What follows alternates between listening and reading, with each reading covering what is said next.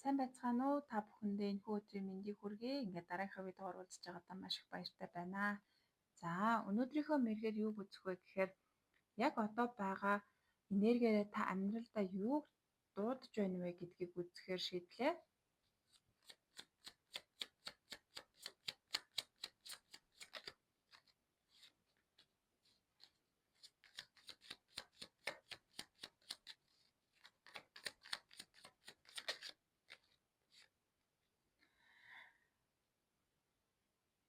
За, яг одоо таны энерги бол жоохон баригдмал гэх юм уу?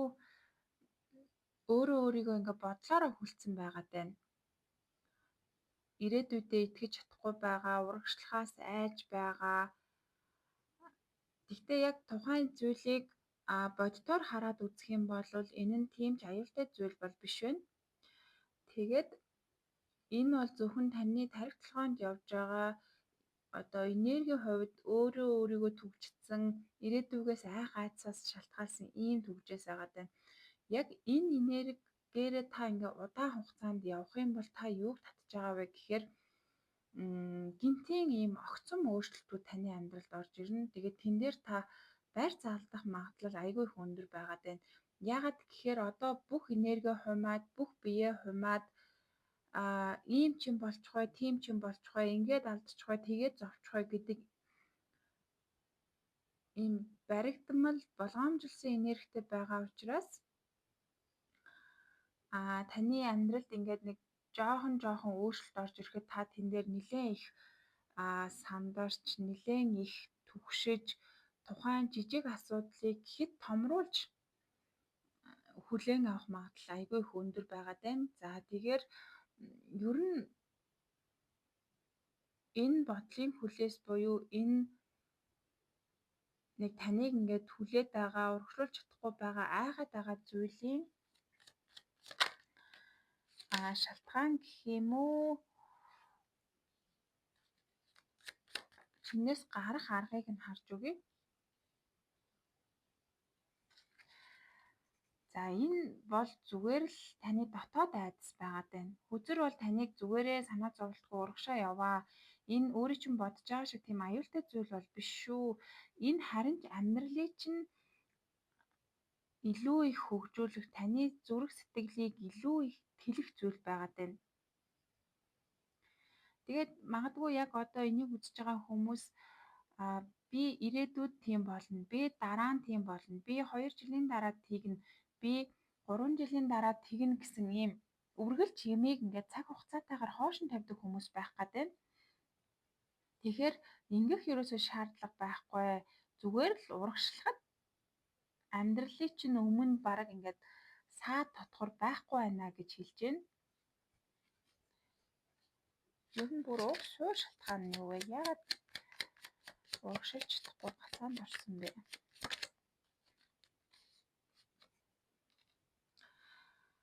Өмнө нь магадгүй үүнтэй төстэй үйл явдлууд болж байсан юм шиг байна. Нэг шийд гаргаад нэг өөрийнхөө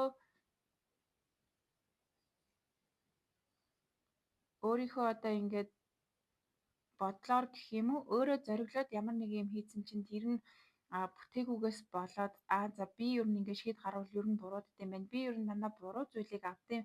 Одоо байрж авдیں байна. Би буруу сонголт хийдэм байх ч гэдэм үү те. Энэ нь магадгүй нэлээд хүүхэд настай холбоотой байж болно, өсвөр настай холбоотой байж болно. Тухайн үедээ л та өөрийнхөө амьдралд шаардлагатай гэж ботсон гарц гаргалгааг өөрөө гаргаад тэр нь буруутсан юм уу эсвэл таны сэтгэлд хүрээгүй учраас ер нь зайгаан барьдаг болсон байгаа даа. Энийг ер нь бол давхал ёстой зүйл байгаа даа. Тэр бол тухайн үед тэр нөхцөл байдал дээр тэгж ажилласан ч гэсэндээ бүх зүйл дээр та ингэж өөрийгөө хоош тавих шаардлагагүй гэдгийг хэлж байгаа байхгүй юу? Тэгэхээр энэ бол өөрөө өөрийгөө ялан дийлэх, өөрөө давах ёстой итгэл үнэмшил байгаа даа шүү.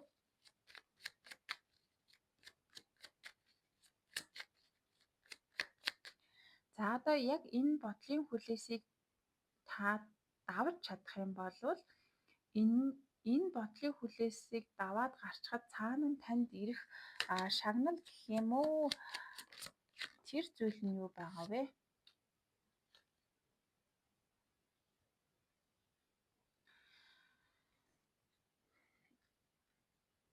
Яг энэ зүйлийг та дотор нь орж ингэж хөөцөлдөх биш, бүр том зургаар нь хараад амьдралаа бүхэлд нь та өөртөө дүгнэлт хийгээд за би ер нь асуудалд жоохон бодлороо хэд болгоомжилт хандаад байсан байна. Энэ зүйлийг би ер нь ингээд том зургаар нь хараад үзье. Би юугийн засгаар байна? Юунаас нь би өөрийгөө өөрчилж эндээс гарч чадах нь уу гэдэг тэр гарц гаргалгааг олж тэр зүйлийг давснаар та өөрийнхөө хүчийг олох болно.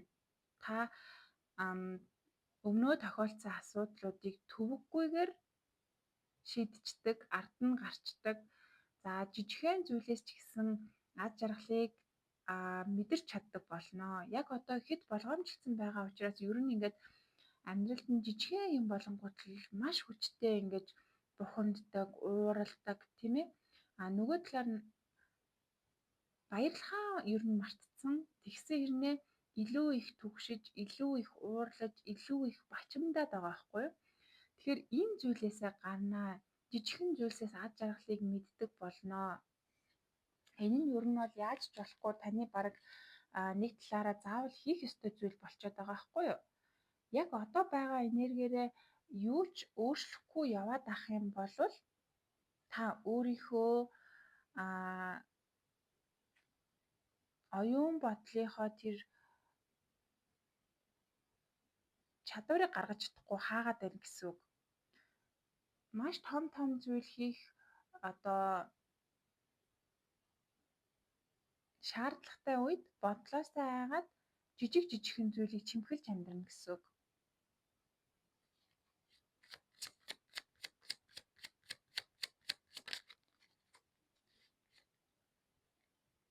Тэгээ яг одоо та өөртөө болвол яг юм нэг тогтвортой ус шиг болоод гаццсан байгаад байна. Өдөр тутмын амьдрал болж гинөө болж байна.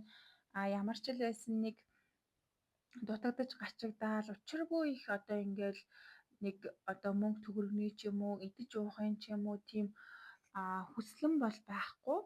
Ер нь ингээд нэг сайхан тогтцсон амьдрал тогтцсон бүх юмаа хараад үзэх юм бол бүхэл зүйлс байна. Яг л нөгөө нэг тогтоол ус гэж байдаг шүү дээ. Тийм ингээд тогтцсон амьдрал байгаад байна. Тэгтээ тогтуун усны доод тал ер нь ингээд бохирдоод жоох юм намагнд идэгдээд гэх юм уу те ийм болцсон байдаг. Яг ийм урсгал ус шиг ингэж байнга урсаж цэвэрлэгдэж байж таны амьдрал жинхэнэ амтаараа амтагдана гэсэн үг байхгүй юу? Тэгэхээр энэ тогтоод байгаагийн гол шалтгаан нь та өөрөө бодлоор амьдралаа хүлсэнтэй холбоотой. Яаж ч болохгүй энэ зүйлийг та тавьж уулахаас өөр үггүй. Энэ зүйлийг яг энэ хэвээр нь байлгаалах юм бол яг энэ тогтоол ус чинь нэг жижигхэн чөлөө пүл гээд унахтал маш их халигд салгиж одоо эсвэл нөгөө цунами болж байгаа юм шигээр та энийг мэдрэх гээд байгаа байхгүй. Тэгэхээр яг одоогийнхоо энергиэр удаан амьдрах юм бол та нэлээд их стресстэх тэгээд энээсээ гарч гаргалгаагаа мэдхгүй бухимдах зэрэг асуудлууд үүсэх магадaltaй. За энэ зүйлүүдээс энэ бодлыг хүлээснээс ер нь яаж гарах вэ? Хамгийн авч болох яг өнөөдрөөс авч болох дуруу алхмыг харж өгье.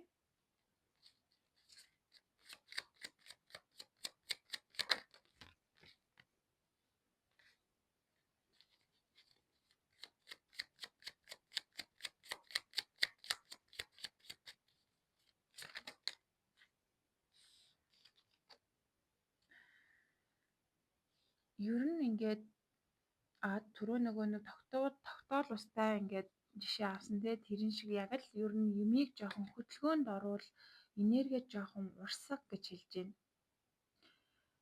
Зарим ингээд бодох шаардлагагүй толгоондоо ингээд олон дахин ажилуулад байх шаардлагагүй бодлуудыг ер нь битгий бод. Энэ дээр бас давхар ингээд янз бүрийн нийгмээс ингээд сөрөг мэдээллүүд аваад тэгээд тэр мэдээлэлдээ хэтэрхий их автаад бусдын амьдралд тохиолдож байгаа зүйлсийг өөрийнхөө амьдралд ингэж болсон мэтээр их сэтгэл зүгээ савлуулдаг хүмүүс байж магадгүй. Тийм зүйлээсээ ер нь жоохон аа татгалзаад аль болох эерэг, аль болох ийм аз жаргалтай байгаа, баяр хөөртэй байгаа, аз тохиож байгаа тийм зүйлүүдийг үзэх хэрэгтэй. Яагаад гэхээр та ч яг уу ер нь хүмүүс үдсэн харсан зүйлээ тархиндаа ер нь л тоглоулаад яваад авах магадлал айгүй их өндөр байдаг. Та өнөөдөр өглөө босонгуудаа нэг сөрөг мэдээлэл үзвэл өдөржингөө ер нь тэр мэдрэмжийг биеэсээ цацруулаад байх магадлалтай гэсэн үг. Тэгээд та энэ сөрөг зүйлийг ер нь арай илүү түлхүү ажилуулад байж магадгүй харагдаад байна. Тийм учраас энэ зүйлээ та багсгаад яг азтай одтой ингээд баяр хөөр тохиолдож байгаа гоё аз жаргалтай зүйл тохиолдож байгаа тэр бичлэгүүдийг үзэх ч юм уу тэр түүхүүдийг сонсож ингэж энерги нэг жоохон хувиргаж урсгаж өгөх хэрэгтэй. Дээрээс нь та яг өөрийгөө ер нь жоохон чимээх хэрэгтэй байгаад байна. За миний дотоод хүн ер нь яг юу хүсдэг вүлээ? Яг одоо байгаа энэ амьдрал маань надад яг бүрэн дүүрэн байна уу үгүй юу? Эсвэл тхий голоороо байна уу гэдгийг бодож үзэх хэрэгтэй. Тэгээд яг өөртөө хэрэгтэй байгаа тэр зүйл рүүгээ ер нь алхам хийх хэрэгтэй байгаад байна. Тогтцсон одоо тэр амьдралдаа та хэтэрхий живээд байна гэсэн үг. Нээгч муудсан чи малга, нээх сайжирсан чи малга. Тэгтээ болж гин ингээ байж лээ. Одоохондоо нэг засах шаардлага алга гэж бодоод байвч ер нь бол засах шаардлагатай байгаад байна шүү. Тэгээд энэ тогтсон энерги маань юу вэ гэхээр мөнгө санхуд бас нөлөөлөд ирж байгаа байхгүй юу? Ер нь сүүлийн үед таны орлого ер нь багассан ч юм уу эсвэл сүүлийн хэдэн сар жил яг л нэг л хэвийн байгаад байгаа бол энэ энергийг урсгахгүй байгаатай холбоотой шүү. Тэгэхээр мөнгөнийхөө урсгалыг сайжруулъя, энерги сайжруулъя гэж бодож байгаа бол энэ тогтцсон энергийг ер нь задлаж урсгах хэрэгтэй. Тэгэхгүй бол явандаа энэ маань мөнгө төгрөгийн алдагдлалд орох ч юм уу, ер нь мөнгөний урсгал жоохон хаагдаад, орлого жоохон багасаад ирэх тийм одоо шинж тэмдгүүд илэрч магадгүй. Тэгээд энийг ер нь бол одоо энэ нэг тогтсон энергийг одоо дуусгах цаг нь болсон байна гэж хэлээд байна. Магадгүй энэ тайван амьдралд ирэх гэж нэлээд их та хүчин чармаалтыг гаргаж ирсэн байж болно. Тэгээд хэсэг хугацаанд одоо ингээд хичээж яваад энэ тогтсон амьдрал дээр ирээд ахаад хэсэг хугацааг өнгөрөөцсөн юм шиг байгаа байхгүй юу. Тэгэхээр одоо ингээ хангалттай энэ ингээд тогтцсон байгаа, тогтуун байгаад дуусах хугацаанд болцсон. Таныг ер нь ингээд энерги жоох урсгаа битгий хит байр гэдэг нь ер нь бол та нэлээд сайн өндөр энергитэй одоо амьдрахыг хичээдэг, энерги өсгөхийг зорддог тийм хүмүүс. Тэгээд тэрнийхээ ч дагуу юмаа ингээ хийгээд энерги өсгөөд байдаг. Тэгтээ тэр энерги ингээд гоё нөгөө хоёр цонхоо ингээ онгойлгоод нэг цалхилуулж байгаа юм шиг ингээд энерги чи урсаад дуусна гэж байхгүй гэдгийг л ойлгох хэрэгтэй байхгүй юу? Өндөр энергитэй бол өндөр энерги чинь таны биеэр ингээд шууд урсч л байх хэвээр. Тэгхгүйгээр жоохон би ингээ гоё бясалгал хийгээ гоё болсон юм чи одоо хамаа замраагүй хүнтэй юм ярьж болохгүй, хамаа замраагүй хүнтэй хэрүүл хийж болохгүй, энерги барагдчихна, хар цагаа хил ам хүрчинч гэдэг юм уу те. Иймэрхүү байдлаар өөрийгөө айгүй их хүлдэг, барьдаг байж магадгүй харагдаад байна. Тийм учраас энэ зүйлээ жоохон тавиад энергийг ингээд хангалттай сайхан урсгаад өгөх хэрэгтэй. Тэгвэл танд ч яг ирэх гээд байгаа танд зориулагдсан сайн сайхан зүйлс чинь яг л ингээл нэвт салхилж байгаа юм шиг маш хурдан ингээд орж ирэх гээд байна. Тэгээд тэр тал дээрээ та хэд маань жоохон бодоод, ажиллаад, өөрийгөө ухамсарлаад тийм ээ. Тэгээд нэг өгөх хэрэгтэй байна. За өнөөдрийнхөө уншлага дээр би нэмэлтээр та хэд маань одоо хамгийн их тулгамдж байгаа нэг асуудлаа дотроо бодоод тэр асуудал маань хамгийн гол нь тийм эсвэл үгүй гэдэг хариулт авах шаардлагатайгаар асуух хэрэгтэй. Тэгээд тэрэнд нь хариулт өгөөд хувь хувьдаа л асууна гэсэн. Юу болон төрөл болон ямар нэгэн одоо тийм байх хэрэгтэй, юм байх хэрэгтэй гэсэн хязгаар байхгүй. Зүгээр л дотроо бодоод тийм үү эсвэл үгүй юу гэдэг хариулт авахаар л бодоход болно.